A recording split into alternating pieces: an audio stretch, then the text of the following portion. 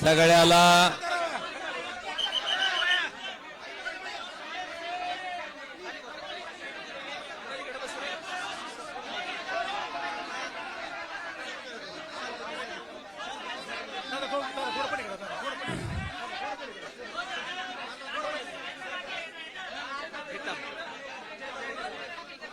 सगळ्याला सगळ्याला माझी तुमच्या सगळ्याला विनंती आहे. अरे सगळ्याला विनंती आहे की थोडं शांत घ्या. कृपा करून तुमचा आवाज थोडा कमी करा. सगळ्यालाच विनंती आहे, थोडं संयमानं घ्या, शांततेनं घ्या. सगळं झालंय का? आता फक्त आवाज करू नका. आज मी आल्यापासनं धाराशिव लोकसभा मतदारसंघातील माझ्या जीवाभावाच्या सगळ्या लोकांना विनंती केली होती की आज आपण या ठिकाणी उपस्थित राहावं. माझ्या आव्हानाला प्रतिसाद देत माझ्या लोकसभा कार्यक्षेत्रातील सगळी जीवाभावाची माणसं आज या ठिकाणी उपस्थित होती. जवळपास 4:15 पासनं आता 8 वाजत आलेत. सगळ्यांशी चर्चा आम्ही त्या ठिकाणी केली, सगळ्यांचं मत त्या ठिकाणी जाणून घेतलं आणि ही सगळी मतं जाणून घेतल्याच्या नंतर सगळ्या कार्यकर्त्यांच्या, सगळ्या जीवभाव माणसांच्या ज्या सूचना आहेत त्या पद्धतीनं मला थोडी पार्श्वभूमी सांगायची की नुकत्याच झालेल्या स्थानिक स्वराज्य संस्थेच्या निवडणुकीमध्ये सगळे कार्यकर्ते त्या ठिकाणी लढत असताना सुद्धा जर धाराशिव लोकसभा मतदारसंघाचा आपण विचार केला तर एकाही पंचायत समितीमध्ये, नगरपालिकेमध्ये त्या ठिकाणी आम्हाला यश मिळू शकलं नाही. अनेक सामान्य कार्यकर्ते, अतिशय चांगल्या पद्धतीने काम करणारे कार्यकर्ते सुद्धा ह्या निवडणुकीत अतिशय वाईट पद्धतीने त्या ठिकाणी पराभूत झाले. मी असेन, आमचे सगळे सहकारी असतील, आम्ही 24 तास मधला 24 तास वेळ सामान्य माणसासाठी, सामान्य लोकांसाठी, त्याच्या समस्येसाठी द्यायचं काम आम्ही प्रामाणिकपणे केलंय. आणि याचे साक्षीदार सगळे सर्वसामान्य माणसं आहेत. आपल्या सगळ्याच्या माहितीसाठी आमचा कार्यकर्ता, आम्ही कधी कामात कमी पडलोच नाहीत.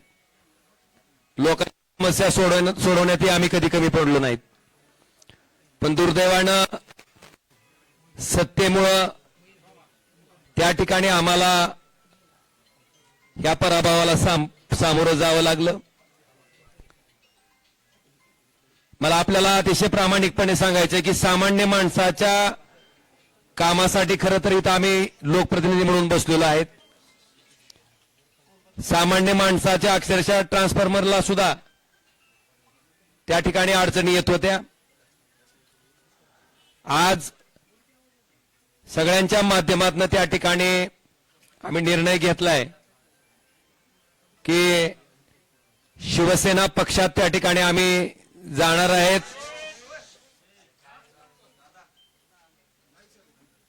श्री एकनाथ शिंदे साहेबांच्या नेतृत्वाखाली आम्ही त्या ठिकाणी काम करणार आहेत.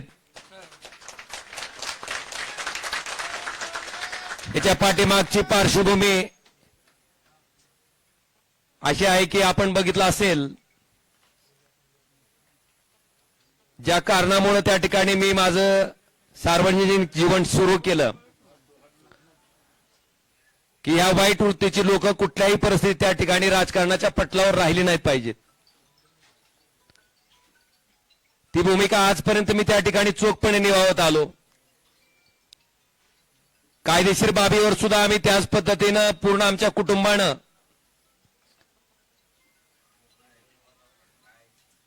महाराष्ट्र पोलीस जे तपास करत होते, कळंबोली पोलीस स्टेशन जे तपास करत होते, ते दबावाखाली करतंय आणि इथून आम्हाला न्याय मिळू शकत नाही. म्हणून हा तपास सीबीआयकडे वर्ग करावा अशी मागणी, अशी याचिका हायकोर्टात केल्याच्या नंतर या हत्याकांडाचा तपास त्या ठिकाणी सीबीआयकडे वर्ग झाला. 20 वर्ष अविरतपणे न्यायालयीन प्रक्रिया चालली. फार मोठ्या अपेक्षा आमच्या कुटुंबाला त्या निकालात नव्हत्या. मेरिटवर निकाल येईल अशी अपेक्षा होती. पण दुर्दैवानं जो काही निकाल आला, ज्याच्यामध्ये सन्माननीय न्यायालय म्हणतंय की राजकीय वैमनस्य होतं, तेही मान्य करतंय. कुठल्याही हत्याकांडामध्ये उद्देश, मोटिव्ह फार महत्वाचा असतो, तेही न्यायालय मान्य करतंय. पण दुर्दैवानं कळंबोली पोलीस स्टेशनच्या तपासाला त्या ठिकाणी बेस करून मला वाटतं ज्या पद्धतीचा निकाल आला तो अतिशय दुर्दैवी होता. आणि अशा पद्धतीनं या निकालाचं दुःख, कारण ज्या दिवशी राजेसाहेब गेले त्या दिवशीचं जे दुःख होतं तशाच पद्धतीचं दुःख आमच्या पूर्ण कुटुंबाला काल सहन करावं लागलं. मला वाटतं ह्याच्यामध्ये एक माणूस त्या ठिकाणी सक्षमपणे आमच्या पाठीशी उभा होता आणि त्यांनाही ते पटलेलं नव्हतं. काल ज्या पद्धतीनं निकाल आला त्याच्या बाबतीत सीएम साहेब, देवेंद्रजी फडणवीस, श्री एकनाथ शिंदे साहेब यांच्याशी माझं बोलणं झालं. त्यांनी अमित शहा साहेबांबरोबरही माझं बोलणं करून दिलं. आम्ही त्यांना इतकीच विनंती केली की साहेब आम्हाला कुणाचा फेवर नको आहे, पण आम्ही जे संघर्ष मागच्या 20 वर्षापासून करतोय, फक्त न्याय मागतोय, तो न्याय आम्हाला मिळवून द्यावा ही आम्ही कळकळीची विनंती त्या ठिकाणी केली. आणि आदरणीय एकनाथ शिंदे साहेबांनी स्वतः समोर येऊन स्टेटमेंट दिलं. आणि सीबीआय त्या ठिकाणी माननीय हायकोर्टात या प्रकरणाबाबतीत अपील दाखल करणार आहे. अपेक्षा इतकीच आहे की केसच्या मेरिटवर त्या ठिकाणी जो न्याय त्या ठिकाणी डावलला गेलाय तो आम्हाला न्याय मिळावा. आणि म्हणून या सगळ्या बाबीचा विचार केल्याच्या नंतर आपण जर आमची इथली राजकीय परिस्थिती बघितली असेल, बऱ्याच मंडळींना वाटतंय की आता तुमचा एक पक्ष त्यांचा एक पक्ष. मी अतिशय प्रामाणिकपणे सांगतो की कुठलाही पक्ष असला तर अशा वृत्तीला राजकारणातनं थांबवण्यासाठी जे काय करावं लागणार आहे त्याच्यासाठी ओमराजे कधीच थांबणार नाही ना मला कोणी रोखू शकते. आज ज्या सत्तेची ताकद घेऊन त्या ठिकाणी आमच्यासारख्या सर्वसामान्य कार्यकर्त्यावर जो अन्याय होतोय, आज गावागावातल्या माणसाला त्या ठिकाणी थांबवलं जातंय. अनेक लोकोपयोगी कामं आहेत. खासदार म्हणून त्या माणसाला वाटतंय की बाबा खासदारांना आमचा ट्रान्सफॉर्मर द्यावा, खासदारांना आमच्यातलं अमुक काम करावं. आज 7 वर्ष होत आलेत. त्या माणसाच्या अपेक्षा फार मोठ्या आहेत. मला वाटतंय निश्चितपणे ह्या सगळ्या अपेक्षांना न्याय द्यायचं काम मी निश्चितपणे प्रामाणिकपणे इथून पुढच्या कालखंडामध्ये करत राहीन. आणि आपल्या सगळ्याच्या माहितीसाठी सामान्य माणूस ओमराजेला ओळखते. 2009 पासून ते आजपर्यंत, 2006 पासून ते आजपर्यंत त्या सामान्य माणसासाठी मी काय काम करतो हे सामान्य माणसानं बघितलंय. आणि म्हणून कुठल्या पैशाच्या हव्यासापोटी, कुठल्या पदाच्या हव्यासापोटी जाणारा ओमराजे नाही. जी काय सत्ता घ्यायची आहे किंवा जी काय सत्तेचा वापर करायचा आहे, कारण आपण जर माझ्याकडची फळी बघितली तर माझ्याकडे मोठे प्रस्थापित माणसं कोणीच नाही. माझ्याकडे सामान्य माणसं, समाजातली शेवटच्या घटकातली माणसं त्या ठिकाणी आज माझ्याकडे आशा लावून बघतायत. आणि मी आपल्याला शब्द देतो की ह्या सत्तेचा वापर हा त्या सर्वसामान्य माणसाच्या जीवनात आनंद देण्यासाठी मी प्रामाणिकपणे करत राहीन आणि ती ताकदीनं करत राहीन. हे वचन मी आपल्या सगळ्याच्या साक्षीनं आज या ठिकाणी देतोय. आणि आम्हाला खात्री आहे की ज्या पद्धतीनं धावून जाऊन काम करायचा त्यांचा स्वभाव आहे त्या पद्धतीने निश्चितपणे धावून येतील आमच्या प्रत्येक. कारण आमचं काय वैयक्तिक कुठलंच काम नाहीये, माझं कुठलंच काय असंही नाही किंवा काहीतरी वेगळा व्यवसाय माझा चालू आहे आणि त्या व्यवसायाला संरक्षण घेण्यासाठी मला जायचं आहे ना. माझ्यावर काही ईडीसी व्यायची बी दाड पडली असंही नाही.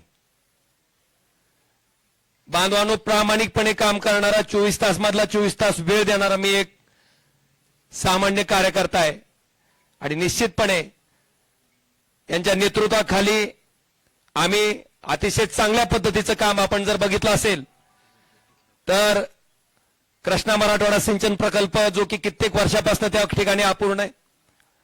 आपल्याकडे बॅरेजेसची कामं आहेत जे की आम्ही त्यावेळेस सुरू केले होते, त्याचे इस्टिमेट चालू केले होते.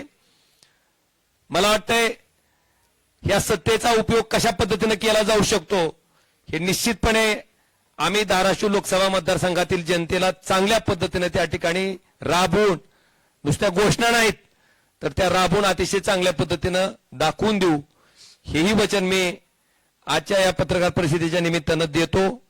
आणि निश्चितपणे आदरणीय उद्धवजी, आदरणीय आदित्यजी, बाळासाहेब यांचा सगळ्यांचा मला प्रचंड स्नेह लाभला, त्यांचे आशीर्वाद लाभले, त्यांचं प्रेम लाभलेलं आहे.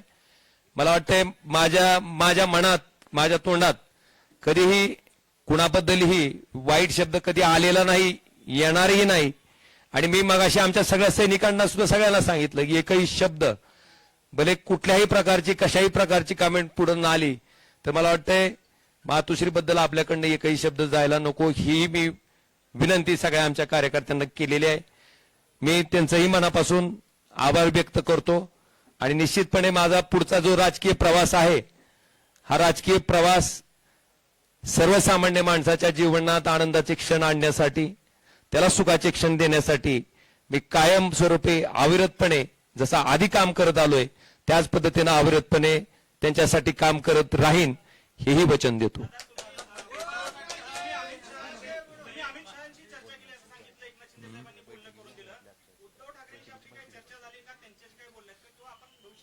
काय काय म्हणले?